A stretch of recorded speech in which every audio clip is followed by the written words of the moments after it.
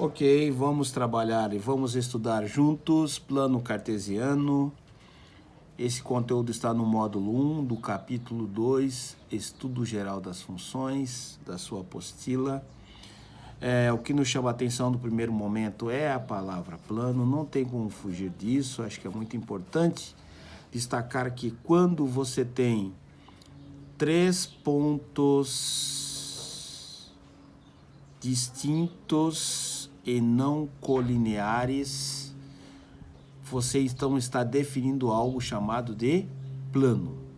O plano então é constituído, a princípio, por três pontos distintos e não colineares. É um dos postulados. Um dos postulados de Euclides. O que nos chama a atenção aqui é o seguinte, falando em postulado, que por dois pontos distintos eu consigo traçar uma reta. Então, se eu consigo traçar uma reta, eu consigo traçar um eixo. O que seria esse eixo? O eixo, senhores, nada mais é do que uma semirreta orientada. Olha aí, ó. Pronto. E vamos traçar aqui uma outra semirreta orientada, mais um eixo. Ok, que legal. Detalhe importante, é plano cartesiano porque a disposição dessas duas semirretas é uma disposição ortogonal. Logo, o ângulo formado por elas é um ângulo de 90 graus. Me perdoem, mas o desenho vai começar a ficar com muitas informações.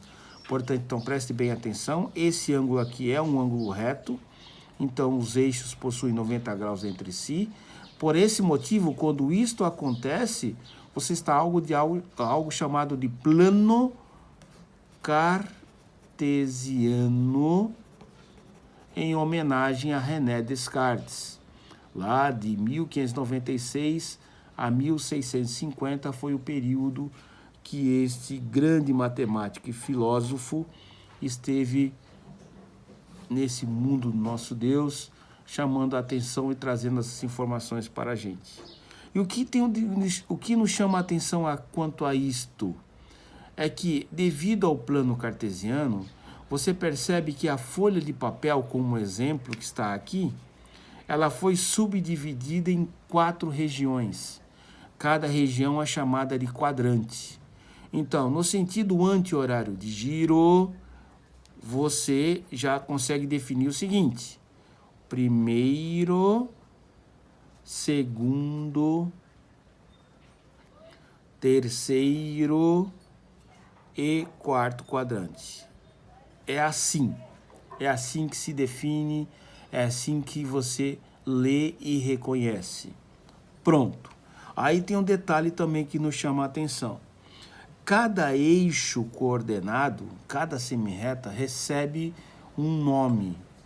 O eixo horizontal é o eixo das abscissas e o eixo vertical é o eixo das ordenadas. O eixo das abscissas é o eixo X e o eixo das ordenadas é o eixo Y. Pronto. Detalhe importante. Para que você localize um ponto qualquer no plano cartesiano, você precisará de um endereço. Um ponto genérico P possuirá quais endereços? X e Y. O endereço, então, é dado por um par ordenado, onde sempre a primeira coordenada em relação à abscissa e a segunda coordenada em relação às ordenadas. O autor da apostila traz para a primeira coordenada, ele chama de A, e a segunda coordenada ele está chamando aqui de B, ok? Então é por esse motivo que quando você percebe que um ponto está no primeiro quadrante, é porque, olha só, fazendo uma paralela ao eixo vertical, onde vai estar batendo? Está batendo à direita do cruzamento, à direita da intersecção. No cruzamento ou intersecção, você tem algo chamado de origem do sistema. Ó, marco zero. Então, se o ponto está à direita, é um ponto maior do que zero. É por esse motivo que quando você lê na apostila A maior que zero, e traçando também aqui, ó, uma paralela ao eixo horizontal, encontrando o eixo vertical aqui acima de zero em relação a y, percebe-se que o valor também é maior do que zero, porque está acima de zero no eixo vertical. Logo, conclusão. Um ponto vai pertencer ao primeiro quadrante sempre que o A for maior do que zero e o B maior do que zero. O professor está escrevendo desta forma, porque é assim que aparece na apostila, para que você entenda. Então, x maior que zero, y maior que zero, o ponto pertence ao primeiro quadrante. Está bem claro isso, por favor? Vamos repetir? Vamos repetir agora, então, no segundo quadrante. Se está no segundo quadrante, o que acontece em relação ao A, que é o x, paralela ao eixo vertical? Perceba agora, o A é um valor menor do que zero e o B é um valor maior do que zero. Segundo quadrante. Terceiro quadrante, o A é um valor menor do que zero e o B é um valor também menor do que zero. E quando o ponto pertence ao quarto quadrante, o que está acontecendo? O A é um valor, veja, paralelo ao eixo vertical, o A é um valor maior do que zero e o B é um valor menor do que zero. Isso, a intenção do seu professor é fazer com que você entenda melhor o que está escrito aí, tá? Quando você estiver estudando sozinho. Um detalhe que nos chama a atenção também é o seguinte: se o ponto está em cima do eixo X, vamos supor um ponto aqui, ó, esse ponto aqui, um ponto qualquer aqui. Esse ponto está sobre o eixo X. Quando isso acontece, quer dizer que esse ponto, ele pode ser um ponto à direita de zero, pode ser um ponto em cima do zero, ou pode ser um ponto à esquerda de zero, sobre o eixo X. É por isso que o autor chama que um ponto pertence aos reais.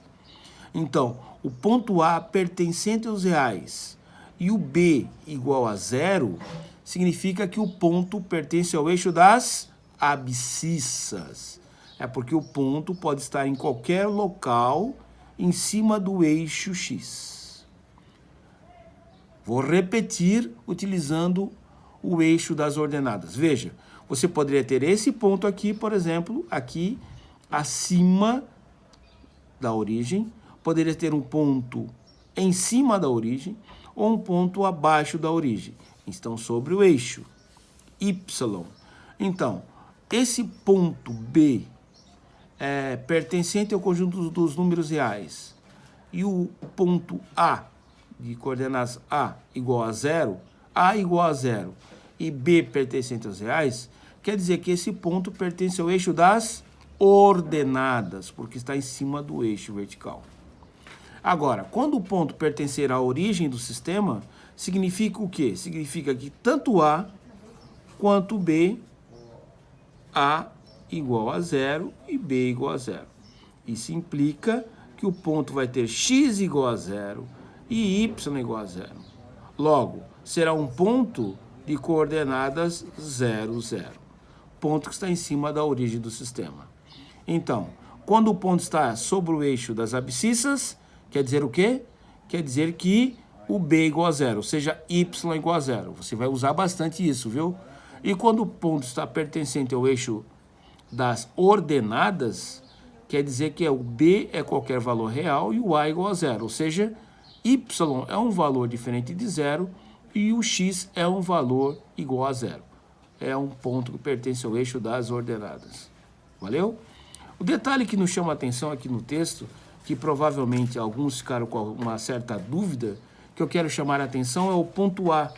Observe, meus queridos, que aí está escrito que o A é um ponto que tem as coordenadas menos 2 e 3, comparando-o com o ponto D, de coordenadas 3 e menos 2. Veja que os valores estão em posições inversas, não é? Menos 2 e 3 e menos 2. Aonde está o A? Ora, veja, qual é o endereço do ponto A? A coordenada x sempre vem na frente, é um valor menor do que 0, então está aqui, ó, menor do que 0, menos 2, supondo que estivesse aqui, menos 2 para x e 3 para y. Lá está uma hipótese. Dessa forma, a gente percebe que este ponto A está no segundo quadrante. E o ponto D, de coordenadas 3 e menos 2, 3 para x, menos 2 para y, veja que esse ponto D está, então, no quarto quadrante. Tá aí.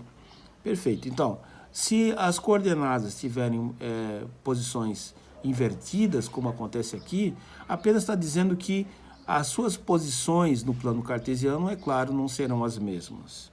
E tem também um detalhe que nos chama a atenção, só para finalizar, por favor, meus queridos, é o seguinte, fala-se em bissetriz. Bissetriz nada mais é do que uma reta que corta o quadrante exatamente à metade. É uma simetria em relação aos eixos coordenados. Como assim, meu querido chefe? Cara, assim, ó, eu vou pegar aqui uma cor diferente para chamar a sua atenção. Ó, estou traçando aqui, ó, em azul, uma bissetriz. Como é que eu posso afirmar que é uma bissetriz? Porque está dividindo o primeiro e o terceiro quadrante bem na metade. Chefe, ainda não entendi essa história de metade. Metade é porque este ângulo aqui, ó, é um ângulo de 45 graus. Consequentemente, aqui também é de 45 graus. Pô, aí está o motivo da simetria.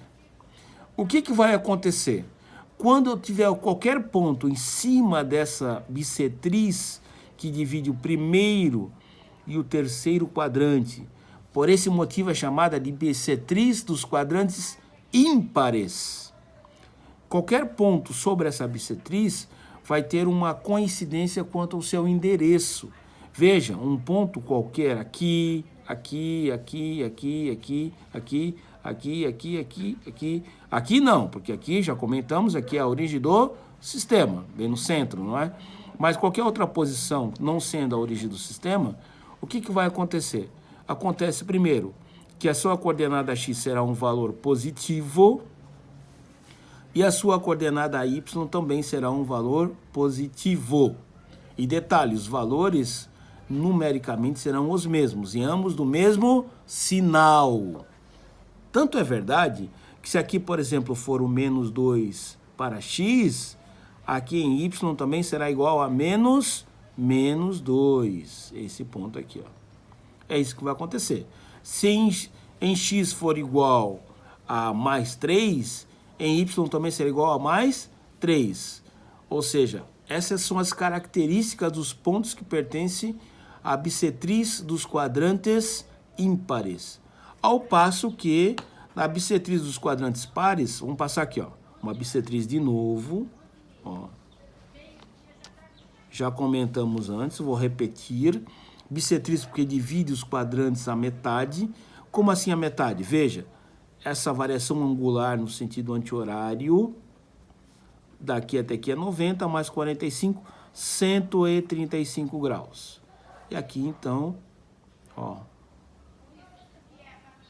mais 45 para fechar 180. Então, já sabemos que está dividindo, de fato, esse quadrante à metade e, consequentemente, esse também. Dividindo o segundo e o quarto quadrante à sua metade. Bissetriz dos quadrantes pares.